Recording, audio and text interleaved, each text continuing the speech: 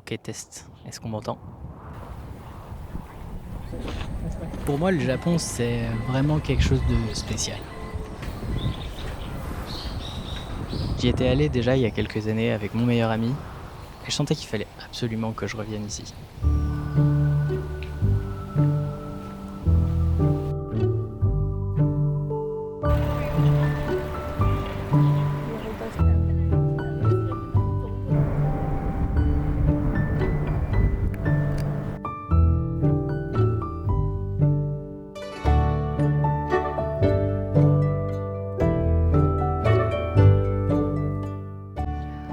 Ça fait bientôt 3 mois qu'on backpack de pays en pays, et un des pays qu'on voulait absolument redécouvrir, c'était le Japon. Le problème, c'est que comme tout bon backpacker qui se respecte, on n'a pas un budget illimité. Et pas un temps infini non plus. Mais on voulait voir le plus possible du Japon quand même. Alors on s'est sorti les doigts du cul. Et on a fait le Japon du nord au sud en 3 semaines. Et oui, ça fait un grand titre.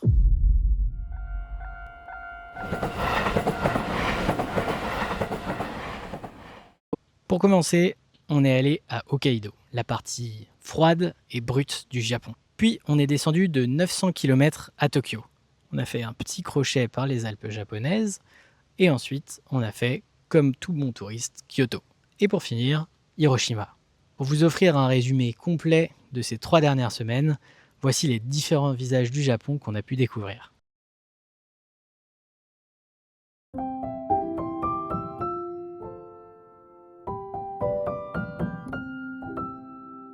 Hokkaido vit à son propre rythme.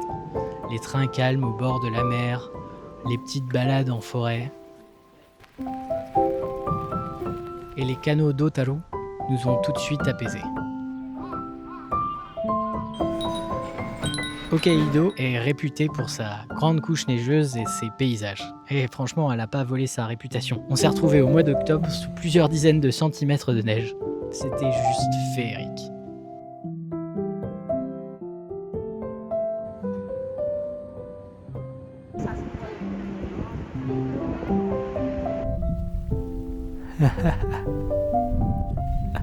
La deuxième rencontre avec Dame Nature s'est fait 1000 km plus au sud, dans les Alpes japonaises. La première étape, c'était les singes des neiges. Ils étaient trop mignons. Et en plus, ils ont la particularité d'aimer les bains chauds. Très pratique en hiver.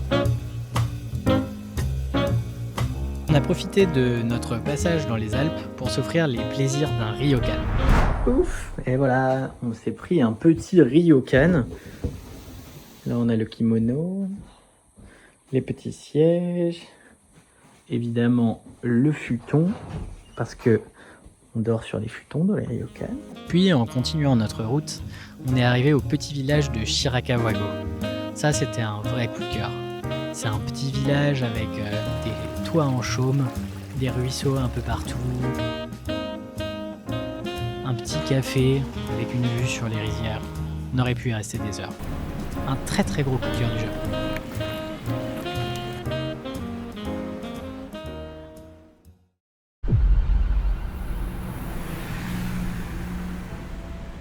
L'aire métropolitaine de Tokyo est l'aire urbaine la plus grande du monde. Rien que ça. Et quand on monte dans la Tokyo Skytree, je vais vous dire, on n'en doute pas. La ville s'étend à l'infini.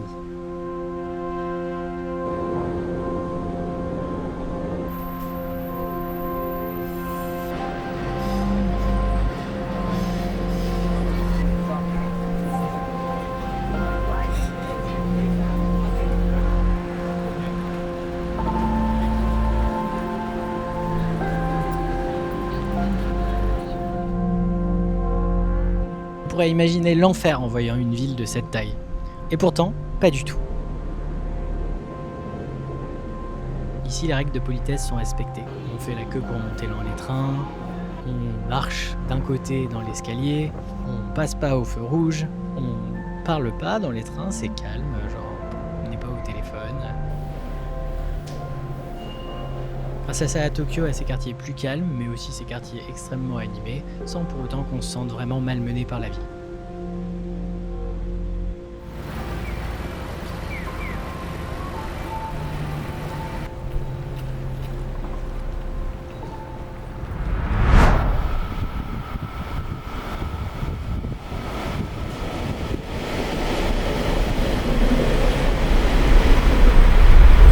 Comme vous pouvez imaginer, vu qu'on fait le Japon du nord au sud, on a passé une grande partie de notre voyage dans les trains. Ici, les trains, c'est quelque chose. Déjà, ils sont à l'heure, et en plus, il y en a de toutes les tailles et de toutes les formes. Du petit train bariolé violet jusqu'au grand méchant Shinkansen. Aujourd'hui, on fait une journée tout train, on prend 3 trains différents. Alors, on a commencé par un super train où on voit à l'avant.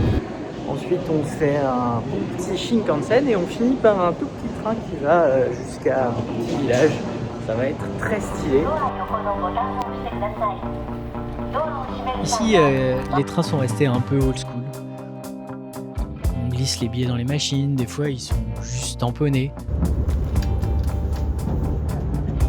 Je sais pas, même genre dans le design, il y a un petit quelque chose d'ancien qu'on aime bien, qui fait chaud au cœur.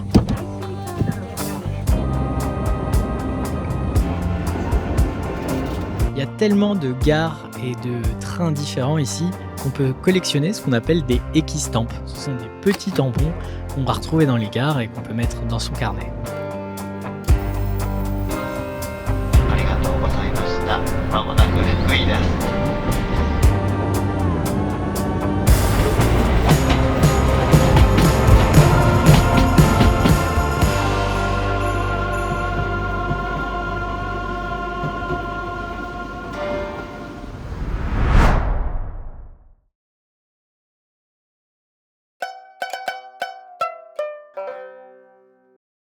Takayama et Kyoto sont les 2 villes qui nous ont le plus plu au Japon.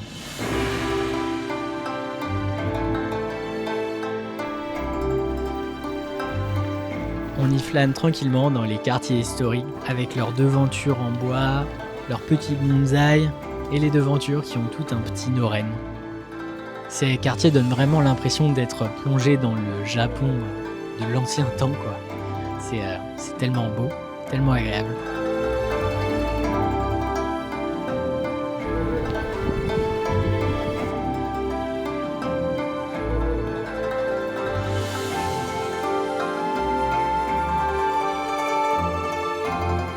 Et aussi, on n'oublie pas les temples et les magnifiques jardins japonais de ces 2 villes qui sont juste à tomber par terre.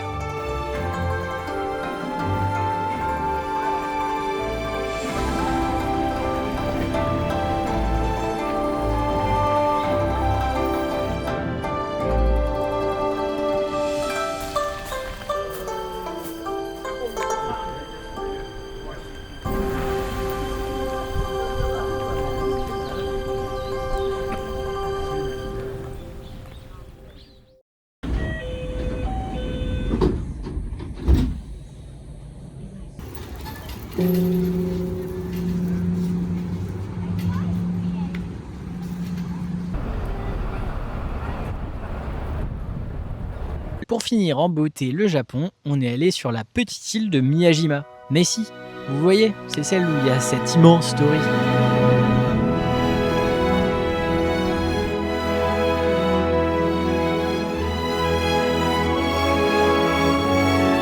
C'est une petite île qui est juste en face d'Hiroshima. On y arrive en bateau.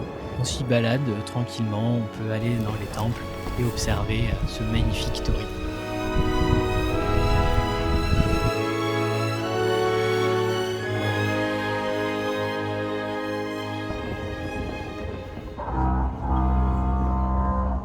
J'espère que cette vidéo vous aura plu. Je ne sais pas si vous avez remarqué, mais tous les plans sont tournés avec mon nouvel appareil photo. J'ai craqué en Chine. Et si ça vous a plu, n'hésitez pas à vous abonner. Ça serait dommage de rater la vidéo sur le Vietnam. Et gros bisous!